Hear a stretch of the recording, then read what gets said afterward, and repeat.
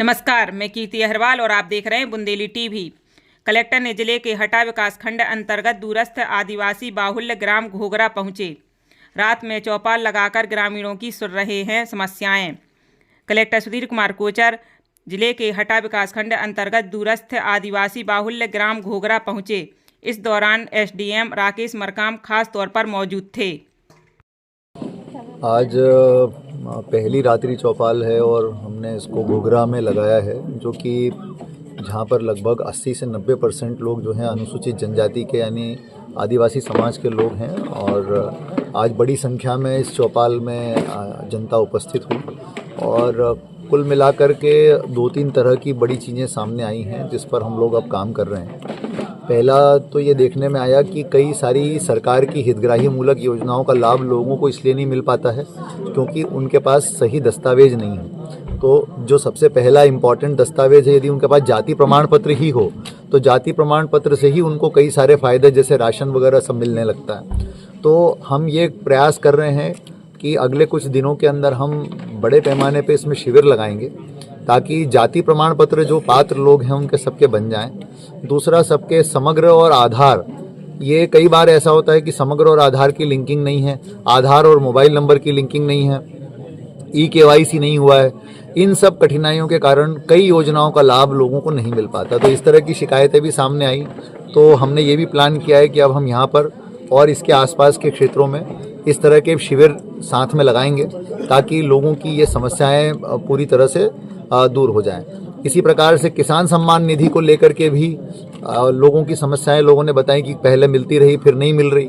तो ये सारी चीज़ें शिविर में हल होने वाली हैं। तो हम लोग इसके लिए पहली चीज़ तो जो है कि हम शिविर प्लान कर रहे हैं। दूसरा जो हम लोग प्लान कर रहे हैं वो ये है कि जो यहाँ से पलायन लोगों का होता है, मजदूरी करने के लिए दिल्ली जाते हैं, गुड़गांव, नोएडा जाते हैं, तो जो बात सामने आई, लोगों ने बताई कि साहब यहाँ पर सिंचाई की सुविधा यदि अच्छी हो जाती है तो यहाँ पर से पलायन बड़े पैमाने पर रुक सकता है। तो प्रधानमंत्री धरती आबा योजना के अंतर्गत और अन्य योजनाओं के अंतर्गत यहाँ पर तालाब की कुछ साइट्स के बारे में बताया गया है। तो उनका एक बार हम परीक्षण करा लेंगे, निरीक्षण करा लेंगे हमारे उपयंत्रियों वगैरह के माध्यम से, और उसके बाद प्रयास करेंगे कि यहाँ पर कुछ तालाब वगैरह स्वीकृत हो जाएंगे तो उससे यहाँ की जो है जीवन धारा थोड़ी सी बदल सकती है, लोगों का पलायन यहाँ से रुक सकता है। इसके अलावा यहाँ पर जो वनोपजें होती हैं उन वनोपजों का संग्रहण, उनका विपणन, उनका विक्रय, ताकि उनको सही लागत उनकी मिल सके हमारे आदिवासी भाई बहनों को,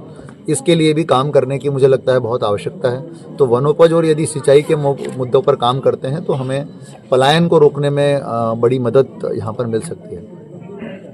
इसके अलावा लोगों ने सामान्य जो चीज़ें, हाँ एक चीज़ और इम्पॉर्टेंट है, जो आंगनवाड़ी भवन और स्कूल भवन यहाँ पर बहुत लंबे समय से जो है अधूरे पड़े हुए हैं और उसके पीछे ये भी बात सामने आई है कि कई प्रकार की अनियमितताओं के भी लोगों ने आरोप लगाए हैं। तो ये बहुत ही गंभीर इशू है और इस पर मैंने जांच के लिए निर्देश दिए हैं और मैंने कहा है कि ये यदि जिन लोगों ने इसमें गड़बड़ियां की हैं उनके खिलाफ सख्त कार्रवाई होनी चाहिए और यदि पुलिस कार्रवाई करना पड़े तो पुलिस कार्रवाई भी की जानी चाहिए और हमको रास्ता निकालना पड़ेगा कि ये जो निर्माण अधूरे पड़े हैं इनको तत्काल पूरा किया जाए। तो मैं कल महिला बाल विकास अधिकारियों के साथ भी परसों मंडे के दिन बैठ रहा हूँ, तो ये अधूरे निर्माण कार्यों के बारे में हम समीक्षा करके जल्दी से जल्दी कैसे जो है इनके लिए पैसा मिल सकता है उस पर हम काम करेंगे।